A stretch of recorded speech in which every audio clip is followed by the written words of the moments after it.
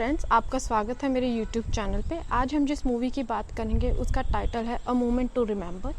ये मूवी 2004 में रिलीज़ हुई थी and it's a fifth highly gross film in the country. Kim एक फ़ैशन डिज़ाइनर होती है और वो एक फ़ैशन डिज़ाइनिंग फर्म में काम करती है। किम का अपने बॉस के साथ अफेयर होता है जो कि ऑलरेडी मैरिड होता है। किम और उसका बॉस डिसाइड करते हैं कि वो लोग घर से भाग जाएंगे। किम उसका घंटों ट्रेन स्टेशन पे वेट करती है पर वो नहीं आता। निराश होकर किम वहाँ से चले जाती है और एक ग्रोसरी स्टोर में जाके कुछ पीने के लिए कोक लेती है। किम वहाँ से चले जाती है ग्रोसरी स्टोर से बाहर और रास्ते में उसे याद आता है कि उसने कोक का कैन लिया ही नहीं। वो वापस उसी ग्रोसरी स्टोर में जाती है। स्टोर के दरवाजे के पास उसे एक लड़का मिलता है जो बहुत ही मैसी लुक में होता है। उसके हाथ में सेम कोक का कैन होता है। किम को लगता है कि उस लड़के ने वो कैन शॉप से चुराया है और वो उसके हाथ से वो कैन छीन लेती है और पी के खाली कैन उसके हाथ में रख के वहाँ से चले जाती है। वो लड़का उसे घंटों देखता रहता है। किम बस में ट्रैवल कर रही होती है, तभी उसे रियलाइज़ होता है कि उसके पास उसका पर्स नहीं है। वो वापस उसी ग्रोसरी स्टोर में जाती है और काउंटर पे खड़ा आदमी उससे बोलता है कि मैडम, शायद आप बहुत जल्दी में थी, इसीलिए आप अपना परचेज़ किया हुआ कोक और अपना पर्स यहीं भूल गई। तभी किम को रियलाइज़ होता है कि उसने एक लड़के के हाथ से कोक का कैन छीना होता है जो कि उसका नहीं होता। किम अपने घर जाती है। किम बहुत शर्मिंदा होती है और उसके घर वाले उसे माफ़ कर देते हैं और वो सब उसकी मदद करते हैं कि वो अपने पास्ट को भुलाए। किम जिस फर्म में काम कर रही होती है, किम वापस वहाँ काम करना शुरू कर देती है और लोग उसे बहुत ही डिसरिस्पेक्टफुली देखते हैं क्योंकि सबको पता होता है कि उसका जो अफेयर था वो एक मैरिड बॉस के साथ था। समय बीतने के बाद किम की कंपनी में कुछ रेनोवेशन का काम होता है, तो किम अपने फादर से हेल्प मांगती है कि हमारे कंपनी में रेनोवेशन का काम है तो किसी आदमी को भेज दे। उसका फादर चोई को भेजते हैं। जैसे ही चोई उस फर्म में एंटर करता है, किम उसे देख के पहचान लेती है कि ये वही लड़का है जिसके हाथ से उसने कैन छीना होता है। किम वेंडिंग मशीन के पास जाती है और वहाँ से कोक का कैन ले ही रही होती है कि वो लड़का पीछे से आता है। वो उसी तरह किम से वो कैन छीन लेता है जिस तरह किम ने उससे छीना होता है और पी कर वो खाली कैन किम के हाथ में रख देता है। किम ये देख के बहुत मुस्कुराती है। किम उस लड़के से बात करने की कोशिश करती है पर वो लड़का उससे बात नहीं करता। किम घर जाने के लिए टैक्सी कर रही होती है, तभी एक बाइक पे चोर उसका पर्स छीन के वहाँ से भाग लेता है। इतने में चोर किम की मदद करता है और चोर से उसका पर्स छीन के उसका पर्स ठीक करके उसे वापस देता है। किम के पर्स में से ढेर सारे पेन और पेंसिल्स बाहर गिरते हैं। चोर इससे पूछता है, क्या तुम इन पेन और पेंसिल्स को सबवे में बेचती हो? किम उसे बताती है कि नहीं, मैं हर बार पेन और पेंसिल भूल जाती हूँ कि मैं कहाँ रखती हूँ। फिर किम और चोई नज़दीक आने लग जाते हैं और दोनों को एक दूसरे से प्यार हो जाता है। किम और चोई के अच्छे दिन एक साथ बीत रहे होते हैं। चोई आर्किटेक्चर का एग्ज़ाम क्लियर कर लेता है। किम चोई से कहती है कि उसे अभी उसकी फैमिली से मिलना चाहिए शादी के लिए, पर जो चोई होता है वो बहुत ही नर्वस होता है और वो बोलता है कि मुझे नहीं लगता ये सही आइडिया है। एक दिन चोई और किम रेस्टोरेंट में डिनर कर रहे होते, तभी किम की फैमिली वहाँ आ जाती है। किम के फादर चोई को बिल्कुल पसंद नहीं करते।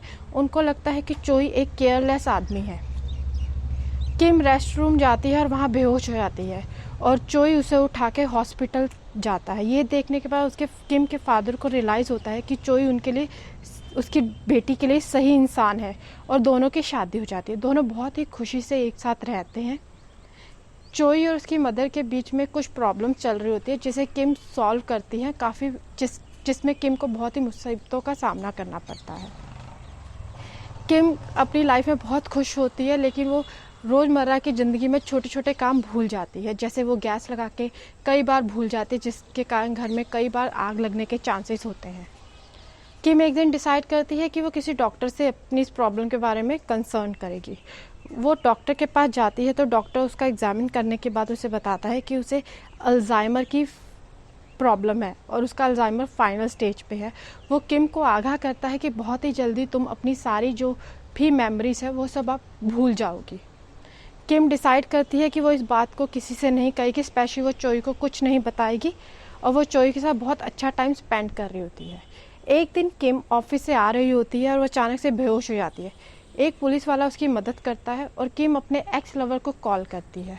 वो अपने एक्स लवर को कॉल करके मदद के लिए बुलाती है और वो आता है। किम उसे अपने घर में इनवाइट करती है और उससे अपने बीते हुए दिनों की बातचीत करने लगती है जो उन दोनों ने साथ में बिताए होते हैं। इतने में ही चोई घर आ जाता है और वो किम के एक्स लवर को बहुत मारता है। इतने में किम का एक्स लवर बोलता है कि मैं यहाँ अपनी मर्जी से नहीं आया हूँ, तुम्हारी बीवी ने मुझे फ़ोन करके बुलाया है मदद के लिए और वो मुझसे हमारे बीते हुए समय की बातें कर रही थी, इसमें मेरी कोई गलती नहीं है। चोई किम से ये सब पूछता है तो किम उसे बताती है कि उसको अल्जाइमर है। चोई को इस बात पे बिलीव नहीं होता है। वो डिसाइड करता है कि वो किम के डॉक्टर से मिलेगा। वो किम के डॉक्टर से मिलता है तो किम का डॉक्टर उसे बताता है कि आपकी वाइफ को फाइनल स्टेज अल्जाइमर है और बहुत जल्दी वो सब कुछ भूल जाएगी और सबसे पहले वो अपनी फ्रेश मेमोरी जिसका पार्ट चोई होता है वो भूलेगी।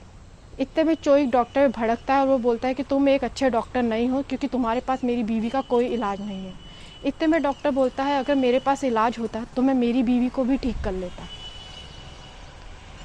किम बहुत दुखी होती है और रो रही होती है। चोई उसके पास जाता है और उसे समझाता है। किम बोलती है कि तुम मुझे डिवोर्स दे दो, मैं तुम्हारे लिए सही नहीं हूँ, मैं बहुत जल्दी तुम्हें भूल जाऊँगी।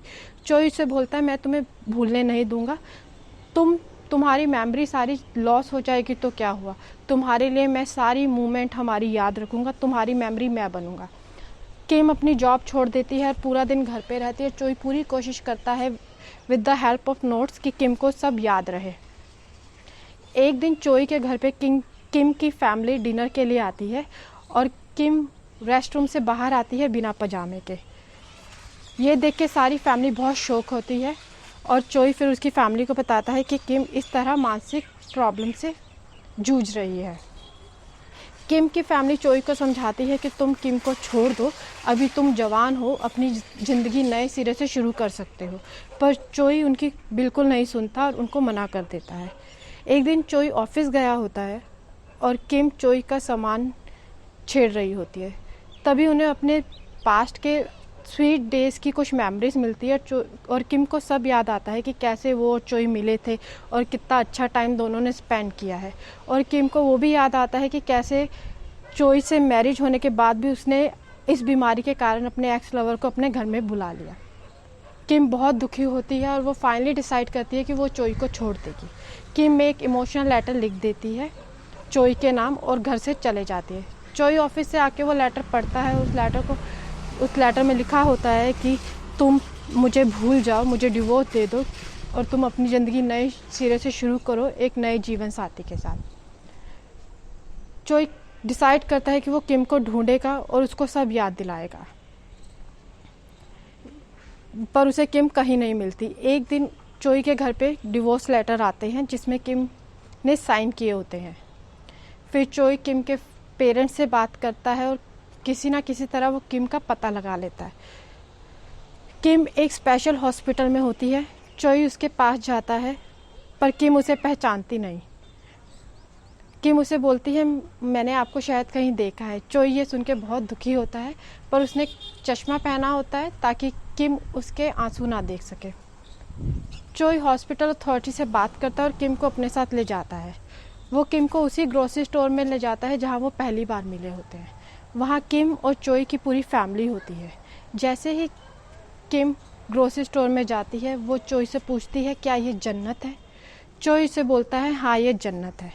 फिर किम चोई के साथ गाड़ी में बैठ के वहाँ से चले जाती है और वो बहुत खुश होती है।